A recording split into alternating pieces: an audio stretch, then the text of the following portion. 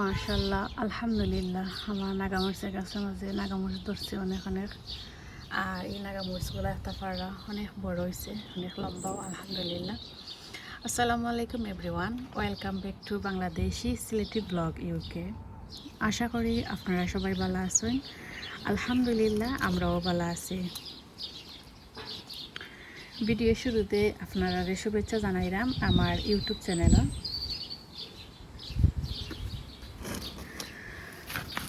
তো ভিডিও শুরুতেই আপনারা দেখাইলাম আমার নাগামরিচের গাছ। আপনারা আমি আমার গার্ডেনে লই আইছি, আর আপনারা লগে আমার নাগামরিচের গাছের আপডেট শেয়ার করবো।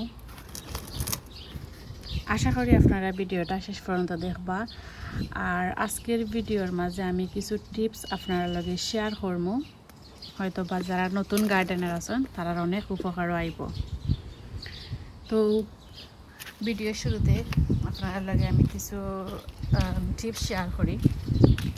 তো টিপসগুলো শেয়ার করার আগে আমি আমার নাগামরিচের আপডেট দিলে আপনার লগে দেখুন গাছগুলা কতটুকু হেলদি আছে, প্লাস হয়েছে গিয়া গাছের মাঝে নাগামরিচ ধরছে, যেগুলো আপনার লগে শেয়ার করি।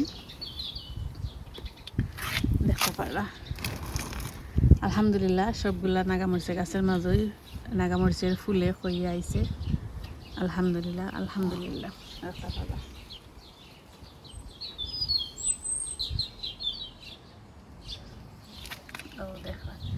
তো আজকে আপনার আমি কিছু টিপস শেয়ার করবো, ও কারণে ভিডিওটা শেয়ার করা। প্রথম যে টিপসগুলা আমি আপনার লাগে শেয়ার করি, একটু হয়েছে গিয়া আমরা অনেকেই কই নাগামরিচের গাছের মাঝে ফুল আওয়ার পরে ফুলখানে জ্বলি যায়। তার তিনটা কারণ আমি আপনার লাগে শেয়ার করবো। প্রথম যে কারণটা হচ্ছে এটা হচ্ছে, যদি আপনার গাছের মাঝে গাছগুলো আনহেলদি থাকে তো কিন্তু নাগামরিচের ফুল জ্বলবে পরে 100%। আপনারা যত ট্রাই করেন না এখানে পলিনেট করিয়া দিতা মরিচগুলা ঠিক তো নাই। আর সেকেন্ড যে কারণটা হচ্ছে গিয়া, যদি আপনারা গাছের যে নাগামরিচের ফুলগুলা আইসোগুলা পলিনেট করিয়া দেন, প্রতিটা নাগামরিচ কিন্তু টিকব, মানে প্রতিটা ফুল থেকেই নাগামরিচ টিকবো ইনশাল্লাহ। দেখতে পারা আমি ফাঁকা ফাঁকা যে সময় আমি গার্ডেনে আই ওই সময় আমি পলিনেট করিয়া দেই যে ফুলগুলো আছে ওগুলা। আর আলহামদুলিল্লাহ আপনারা দেখতে পারা আমার নাগামরিচের গাছের মাঝে আলহামদুলিল্লাহ অনেক অনেক নাগামরিচ ধরছে। আর 3 নাম্বার যে কারণটা হচ্ছে গিয়া, এখন ইউকের ওয়েদার অনেক অনেক গরম আপনারা দেখতে পারা। আর আমরা নিজেরাও গরম থেকে সহ্য করার মতো না, কন্টিনিউ ফ্যানের তলে থাকার পরেও সহ্য করতে পারাম না। আর এই গাছগুলো দেখতে পারা কন্টিনিউ রইদ। আর আমার যে গার্ডেনটা আমাদের সকাল মানে মেবি 8টা থেকে বিকাল 8টা পর্যন্ত রোদ থাকে গাছের মাঝে। আপনারা দেখতে পারা ওখানে রোদ আছে দেখতে পারা। তো অতিরিক্ত রোদের কারণেও কিন্তু গাছের ফুল যেটা আমি আপনারা লেগে আমি প্রমাণ দিই দেখতে পারা। ও দেখতে পারা আমি আরও দেখাই আপনারা। তো অতিরিক্ত গরমেও কিন্তু অনেক সময় গাছের ক্ষতি করে, মানে ফুল ঝরে দেখতে পারা আপনারা।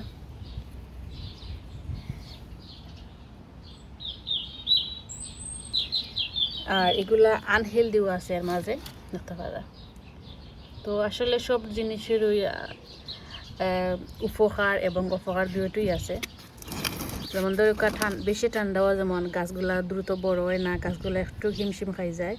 আবার বেশি রোদ দিলেও কিন্তু গাছগুলার ফুল ঝরে যায় দেখতে পারা। তো অনেকের আছে আরও বেশি ফুল ঝরে, আমার অত বেশি ঝরছে না আলহামদুলিল্লাহ। কারণ প্রথম কারণ হচ্ছে গিয়ে আমার গাছটা হেলদি আছে, আর গাছের মাঝে যে মরিচের ফুলগুলো আয় ওগুলো আমি হাতের সাহায্যে পলিনেট করিয়া দিই, ও কারণে ফুলগুলো কম ঝরে। আর সেকেন্ড হচ্ছে গিয়ে আমার গাছগুলো হেলদি আছে, আমার গাছের মানে পর্যাপ্ত পরিমাণের খাবার আছে। আর 3 নম্বর যে কারণটা হচ্ছে গিয়ে ওয়েদার একটু বেশি গরম, একটু নাই বেশি গরম, আমরা নিজেরাও সহ্য করতে পারলাম না কন্টিনিউ ফ্যানের তলে থাকার পরও। আর গাছগুলো তো কন্টিনিউ রোদের মাঝে আছে, ও কারণে ওগুলো ফুল ঝরছে। তো আপনার গাছও যদি সেম প্রবলেম হয়, প্রথম যে জিনিসটা আপনারা দেখবা যেন গাছের মাঝে পর্যাপ্ত পরিমাণে ভিটামিন গাছে ফাইরও নেই বা আপনারা দেওয়া নেই। অবভিয়াসলি আপনারা দিতেই বা গাছে তো নিজে নিজে নিতে পারতো না, তো আপনারা এটা দেওয়া লাগবো। আর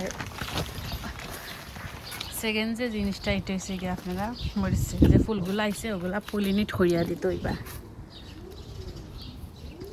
কটন বার লইবা, একটা কটন বার লইয়াওয়ালা একটু হ্যান্ড পলিনেট করিয়া দিলাইবা।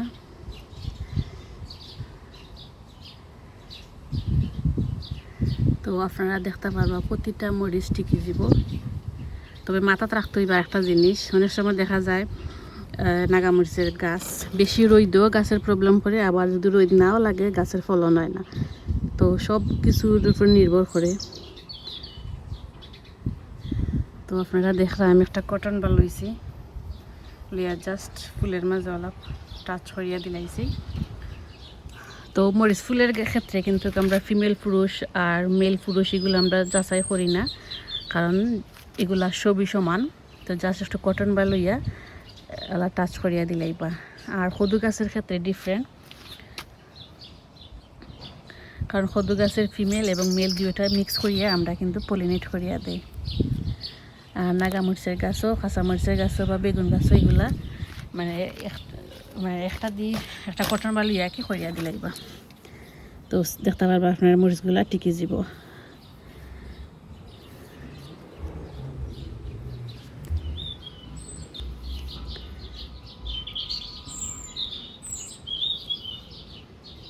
দেখতে পারবা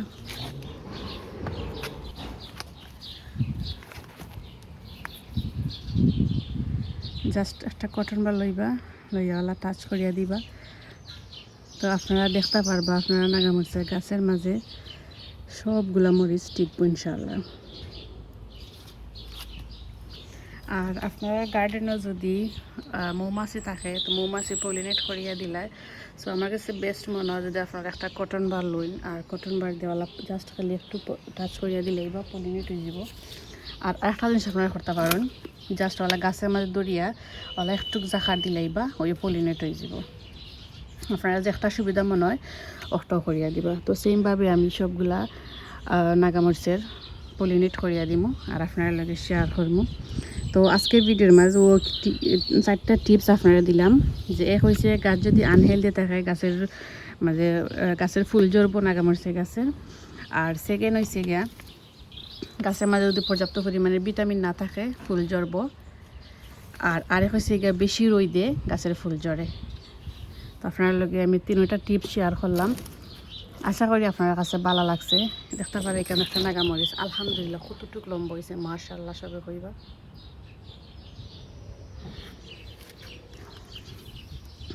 তো আজকের টিপসগুলো যদি আপনার কাছে ভালো লাগে তো লাইক করবা, কমেন্ট করবা আর শেয়ার করবা ফ্রেন্ডস অ্যান্ড ফ্যামিলির লগে। আর যারা নতুন আছেন প্লিজ চ্যানেলটা সাবস্ক্রাইব করে আমার লগেও থাকবা। আর একটা জিনিস, নাগামরিচের গাছের মাঝে ভিটামিন দিবার আগে গাছের মাঝে বড় পাতাগুলো আছে ওগুলো ফালাইয়া দিবা। আদারওয়াইজ দেখা যাইব আমরা যে ভিটামিনগুলো দিই এগুলো যে বড় পাতা আছে ওগুলো টানিয়ে আনিব। আর গাছের গুঁড়ার মাঝে যে ছোটো ছোটো পাতা থাকে ওগুলো আপনারা ক্লিন করিয়া দিবা। ইউ সেম যদি ভিটামিনটা আপনারা দিন তো সবগুলা ভিটামিন গাছের গুঁড়ার যে পাতা আছে ওগুলো আগে নিব, পরে দেখা যায় উফরে যাইব। তো সবচেয়ে বেস্ট হয় গাছের গুঁড়ার পাতা ক্লিন করিয়া দিবা আর গাছের মাঝে ট্রাই করবা খুব বেশি যত্ন নেওয়ার।